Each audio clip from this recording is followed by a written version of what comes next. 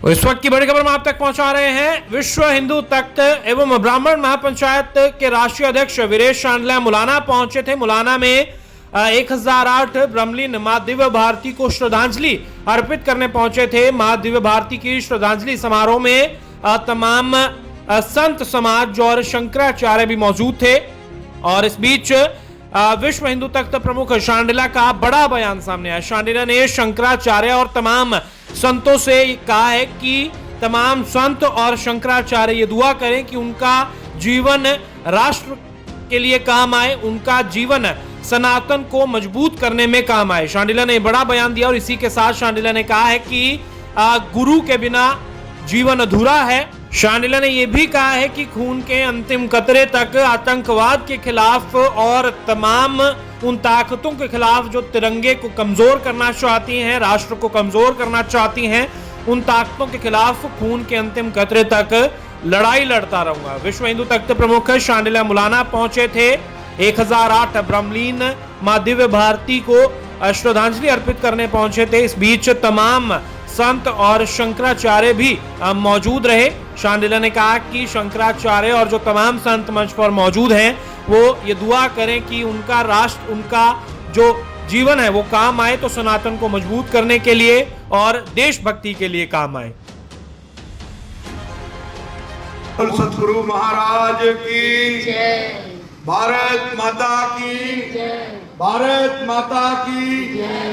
जय श्री राम। जय श्री राम। जय श्री राम। जय श्री राम।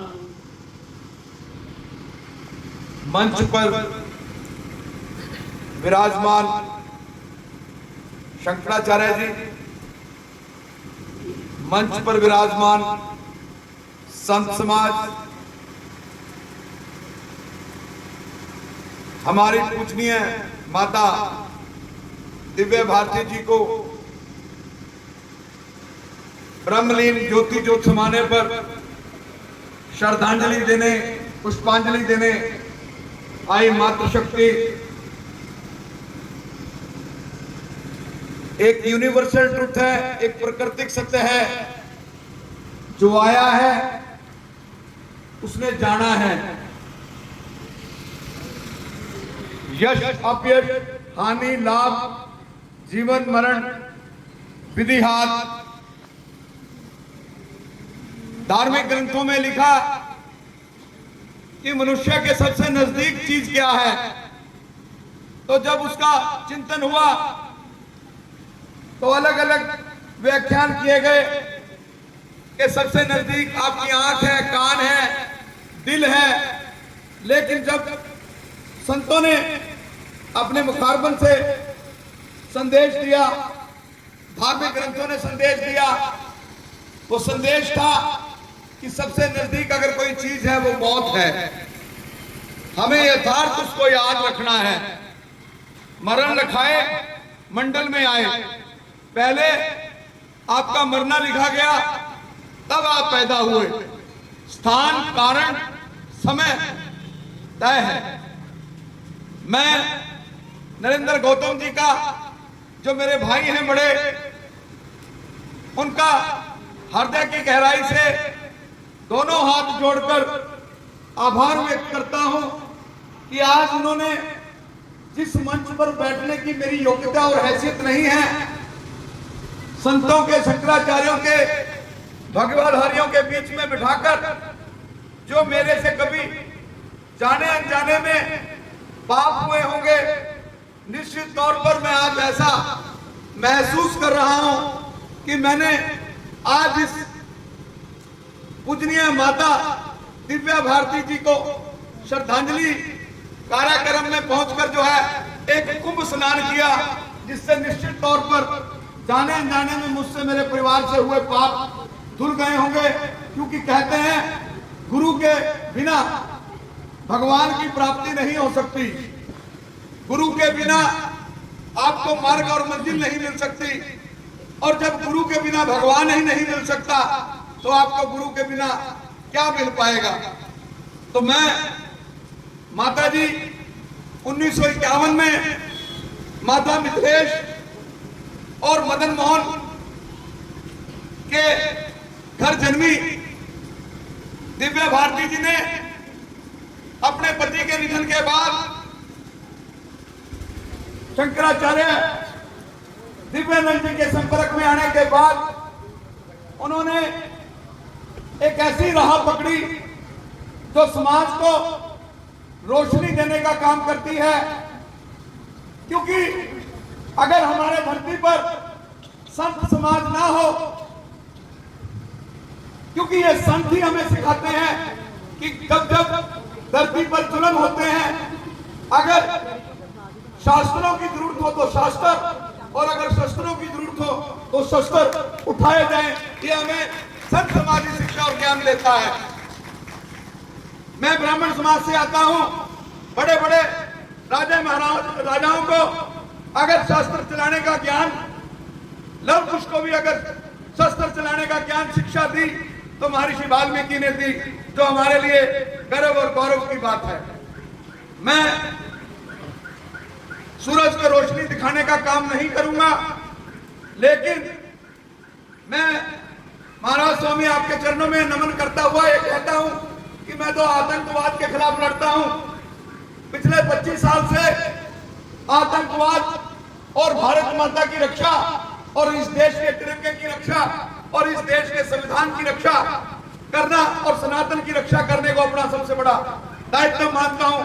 और आज मैं दिव्या भारती, पूजनीय दिव्या भारती जी को श्रद्धांजलि देने के माध्यम से जो मुझे इन संतों का, शंकराचार्य जी का आशीर्वाद मुझे मिला है, मैं निश्चित तौर पर यह महसूस करता हूं और महसूस कर रहा हूं कि मैं आज एक बड़े भव्य सुरक्षा कवच में के साथ यहां से बंद कर जाऊंगा। यह सुरक्षा कवच मेरी न केवल रक्षा करेगा, बल्कि मुझे आतंकवाद के खिलाफ और सनातन की रक्षा के लिए प्रेरित और मजबूत भी करता रहेगा। मैं पूजनीय दिव्या भारती जी के जो शोक समाचार का पत्र था उसमें लिखा हुआ था, सब धरती कागज करूं, लेखनी सब बदलाए, 7 समुंदर की मासी करूं, गुरु गुण ना लिख पाए। मतलब कि सारी धरती को कागज और सारे समुद्रों को शही का रूप दे दूं, सारे वृक्षों को जो है कलम का रूप दे दूं, तो भी मैं गुरु के गुण नहीं लिख पाता। और सबसे बड़ी बात, यहाँ मेरी माताएं बहनें बैठी हैं, यही माताएं हैं। अगर आज शंकराचार्य जी हमें विराजमान है या सब समाज विराजमान है, अगर भगवान राम को भी जन्म दिया, इन संतों को भी जन्म दिया, तो ये जन्म देने वाली है माँ की कोखें हैं जो हमारे सामने बैठी है। मैं इनको भी नमन करता हूं। इसीलिए भगवान ने पहला गुरु माँ, दूसरा गुरु पिता, तीसरा गुरु शिक्षक, और भगवान ने अपने आप को चौथे नंबर पर रखा। तो मैं इस माँ को भी नमन करता हूं जिसने समाज को एक राह दी। इस मुलाना में जो हमारे जिला की, मैं इसी जिला में हूं, अम्बाड़ा सिटी में, इस मुलाना की धरती पर उन्होंने अपनी सेवाएं दी और यहीं से वो चरणों में भगवान के विलीन हो गए। लेकिन ऐसी आत्माएं कभी मरती नहीं। ऐसी आत्माएं एक संदेश देकर जाती हैं समाज को। जैसे शिक्षा की रोशनी को कोई चुरा नहीं सकता, इसी तरह इस तरह की आत्माएं हमारे अंग संग रहती हैं, हमारे बीच में रहती हैं, हमें शिक्षा संदेश देती हैं, हमें हमारी मंजिल तक पहुंचाने में मोटिवेट करती हैं, प्रेरित करती हैं। तो मैं आप सबके लिए, क्योंकि कहते हैं सामूहिक श्रद्धांजलि जब दी जाती है तो भगवान ऊपर से खुद हमारे उस कार्यक्रम को देख रहे होते हैं। निश्चित तौर पर माता दिव्या जी को आज बड़े बड़े संत जो हैं, मैं तो संतों की, शंकराचार्य जी के मंच पर बैठकर इतना बूस्ट हो रहा हूं, लेकिन मैं एक और बड़ी बात कहता हूं। जैसे भारतीय सेना की वर्दी देखकर हमारे हौसले बुलंद हो जाते हैं। जब से नरेंद्र मोदी जी प्रधानमंत्री बने हैं, अगर इन भगवा कि हम भगवाधारियों को इस वस्त्रों में देख लें तो हमें लगता है कि सनातन के रक्षक जा रहे हैं, समाज की रोशनी जा रही है। हमें हमारी माता जी बोल रही थी कि हमें मंदिर में जाना चाहिए, हमें तिलक लगाना चाहिए। ये बिल्कुल ठीक कह रहे थे। हमें तिलक भी लगाना चाहिए, हमें शिखा भी रखनी चाहिए, हमें अपने बच्चों को एक दिन जिस इष्ट को भी आप मानते हो अपने बच्चों को मंदिरों में भेजना चाहिए, अपने गुरुजनों को, अपने भगवान की महिमा को बताना चाहिए और हर एक मंदिर में जाकर शाम को एक टाइम जरूर घंटे बजाने चाहिए। अगर 100 करोड़ सनातनी हर रोज भगवान का नाम लेंगे और घंटे बजाएंगे, वो ध्वनि ब्रह्मांड में सुनी जाएगी और असुरों का नाश होगा, सनातन मजबूत होगा, सनातन को कमजोर करने वाली ताकतें समाप्त हो जाएंगी। यही संतों का संदेश है। तो मैं महाराज शंकराचार्य जी आपसे एक विनम्र हाथ जोड़कर प्रार्थना करता हूं। कहते हैं गुरु को भी दो खड़े काके लागू पाए। गुरु मेरे सामने है, मुझे भगवान की जरूरत नहीं, भगवान तक तो ये अपने आप पहुंचा देंगे। आप मेरे लिए दुआ करना कि मेरा ये शरीर, मैंने 3 दिन पहले खालिस्तान के खिलाफ हिमाचल में बहुत बड़ा हंगामा किया कि हम खालिस्तान नहीं बनने देंगे। इस तिरंगे को पाने के लिए भारत के अनेकों सपूतों ने फांसी के फंदों को चुमा है। इस तिरंगे को पाने के लिए यहां कोई और तिरंगा नहीं चलेगा इस देश में, ये भारत माता एक ही है। आप मेरे लिए दुआ करना कि मेरी ये शरीर कोई काम आए, अगर कभी काम आए तो इस पर ये बम गोली से मरे। ये शरीर भारत की एकता और अखंडता के लिए काम आए, आतंकवाद के समूल नाश के लिए काम आए, सनातन की रक्षा के लिए काम आए। ये मेरे लिए आप जरूर दुआ करना। और महाराज साहब एक और संदेश देना आप अपने मुखारबन से, क्योंकि मैं तो एक शून्य हूं। आपके मंच पर बैठकर मैं एक ताकत जो है मेरे अंदर, जो एक ऊर्जा, एक एनर्जी मेरे अंदर आई है। मैं गौतम जी का जो विशेष तौर पर हरिद्वार से आए हैं, मैं उनका अपने परिवार, अपने कुटुंब, विश्व हिंदू तक ब्राह्मण महापंचायत की तरफ से उनका कोटि कोटि नमन करता हूं कि उनके माध्यम से ऐसे संतों के दर्शन हुए। महाराज साहब, आज आप एक संदेश देना यहां से। मैं आज एक घोषणा करता हूं, क्योंकि कहते हैं अगर चैरिटी करनी है उसकी शुरुआत अपने घर से की जाए, अगर कोई परोपकार करना है तो वो अपने घर से किया जाए।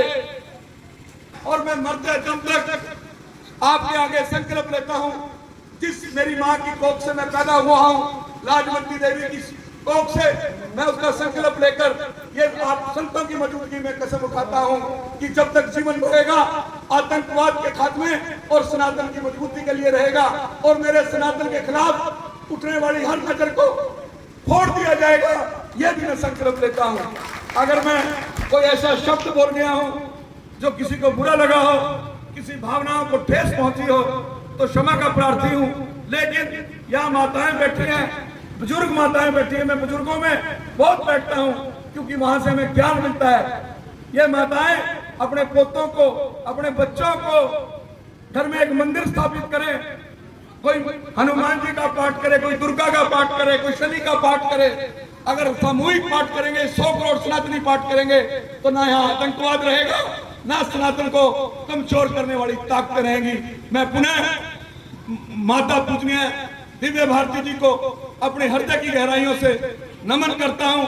और अंत में शंकराचार्य जी की मौजूदगी में एक दो लाइनें, हम वो नहीं जो साथ छोड़ देंगे, हम वो नहीं जो साथ छोड़ देंगे, हम वो नहीं जो नाता तोड़ देंगे।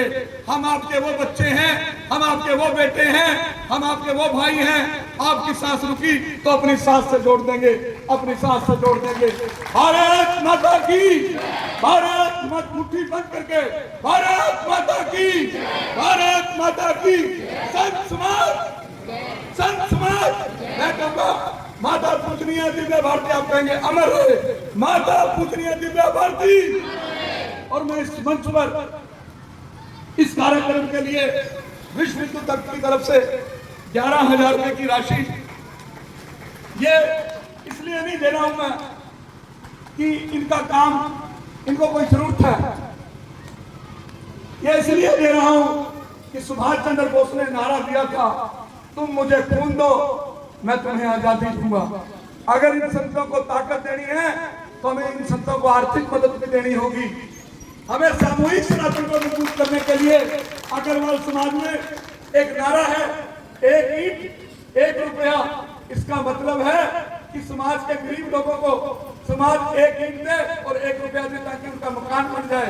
इसी तरह सनातन को मजबूत करने के लिए जहां भी हम आए, जिस लायक भी कोई 11 रुपए, 5 रुपए, 100 रुपए, 1000 रुपए, 50,000 रुपए, लाख रुपए, जो भी जहां जाए वो संतों को समर्पित कर दे, क्योंकि संत एक ऐसे देश का निर्माण करते हैं जहां भाईचारा मजबूत होता है, जहां सनातन पूजा जाता है, जहां सनातन का राज होता है। जय स्वामी जी से भी मैं क्षमा प्रार्थी हूं, अगर कोई गलती हो तो माफी चाहता हूं। जय मां।